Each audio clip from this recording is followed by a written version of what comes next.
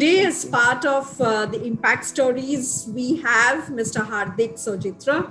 He's been an alumnus of the Goa Institute of Management of the batch 2012, and then, of course, has been doing amazing work in his capacity as an entrepreneur, as a consultant, and I'm sure he wears many more hats than I know of. Tell us a little more about how was this idea of forming GIM Cares? How did you have this idea? How did it all begin?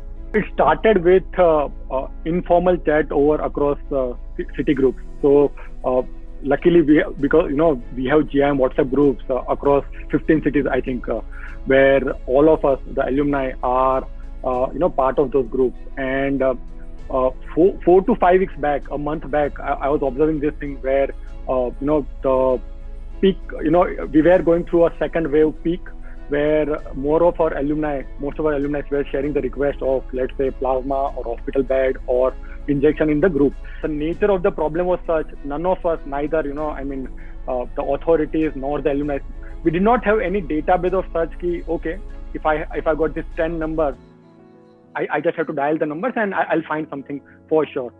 So there was no, clarification. There was no confidence as such ki, okay, if I do this, this is going to work. With more requests, realized that we'll need more hands. So on 24th April, Saturday evening, I wrapped up my work call, and around 7 in the evening, I just created this WhatsApp group with me and other 2 SARC members. So at the end of that evening, we were 21 members and we had worked on 12 requests.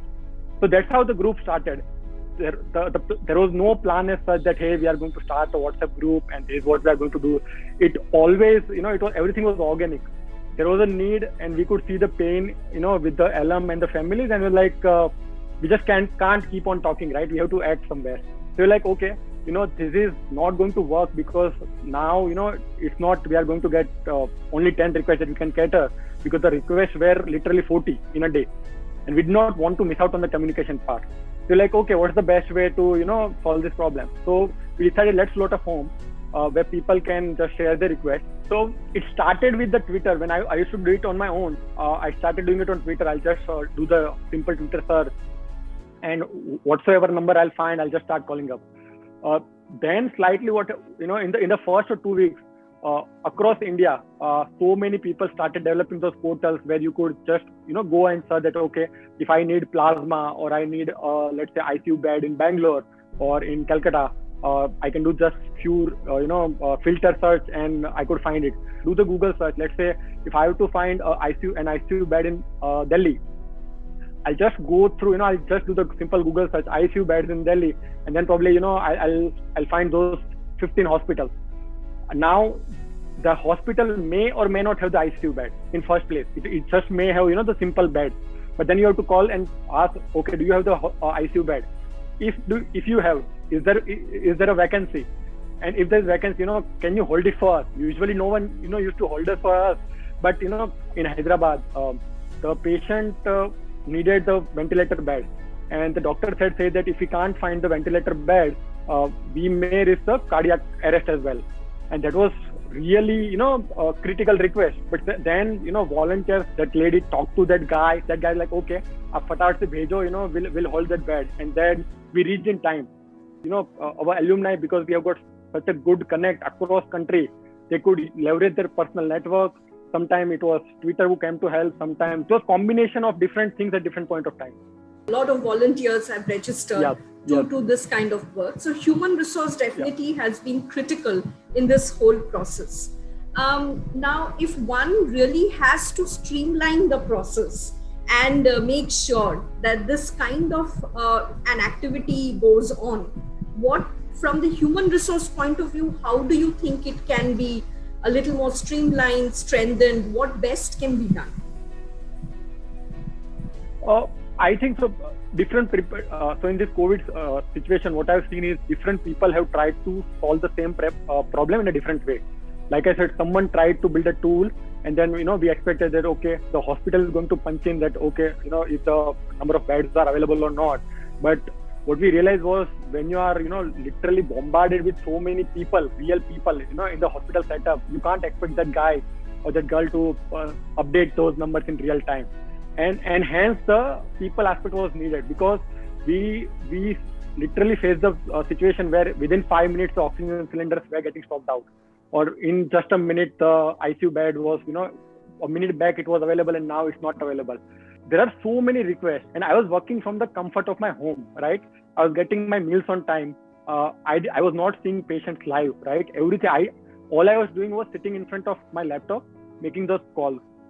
Still, I was feeling that, hey, I need more time. This one was the database. The second one was the veracity on real-time availability. Third was infrastructure itself. You can't share what doesn't exist. On the first day, one of our volunteers' family, they needed oxygen cylinder. I clearly remember there were 8 of us. We were making calls for, I think, 2.5 hours. We would have literally made 300 calls. We could not find a single cylinder in entire NCR.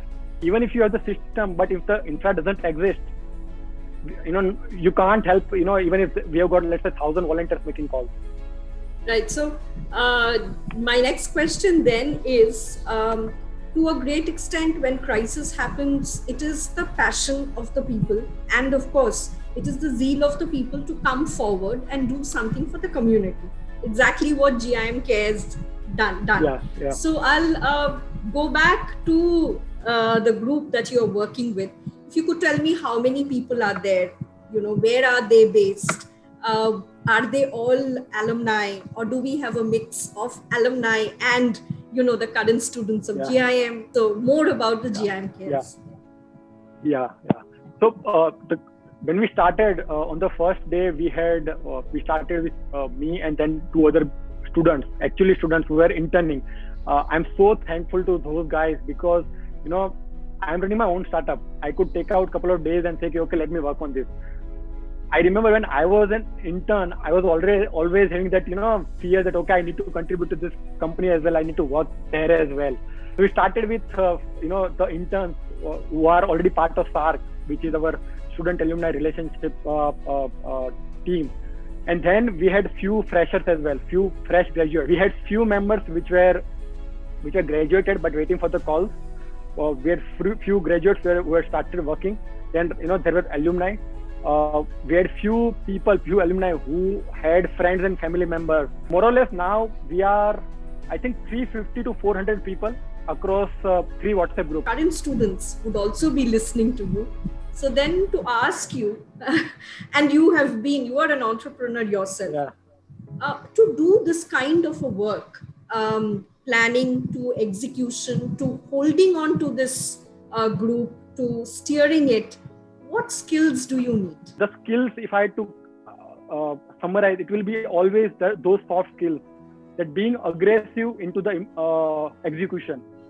What really differentiated us or what helped the families eventually was our speed of execution, the mutual trust we had with each other, and that drive with volunteers.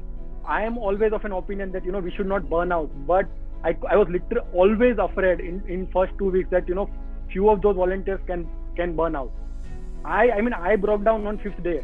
I was literally lying down on the floor and crying for 5-10 minutes because I couldn't make sense of what was happening. And this thing you can't learn on the go, right? So obviously the entrepreneurship experience, the startup scholar experience, everything helps. But if the purpose is there, it eventually helps each and everyone to get aligned onto one common cause and then get it delivered. The credit goes to GIM as well, because if the alumni and the students, the students did not have to do that. The students, who are already doing their internship, they could have said, hey, what, there is already so much of work, I can't contribute, but they did. As someone who has seen, lived through, and is also working in the crisis, what would be the message that you would like to give to the GIM students, the ones currently doing the course? How should they be prepared to deal with a crisis? For the next batch, if I had to say one thing, be more courageous. Don't give too much of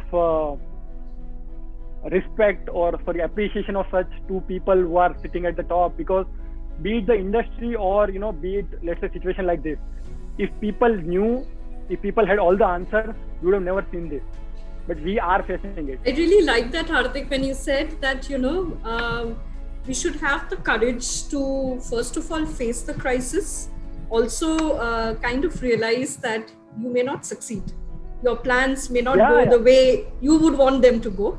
Be prepared for it. A lot of things came to light, how the challenges you all have faced, how did you overcome? Sometimes probably, as you said, you broke down, the others would have broken down. As humans working, you have the burnout, and yet how the passion kept on running you all, and you all have been doing such amazing work. It's indeed an inspiration, and of course a proud moment for all the GIM people who are associated. I would really like to thank from my from this folded hand to all the volunteers for giving their time, for giving their efforts, and to all the frontline workers. If you are one of those frontline workers, thank you so much on all of us for doing so great, commendable work when the humanity needed it the most. Thank you so much.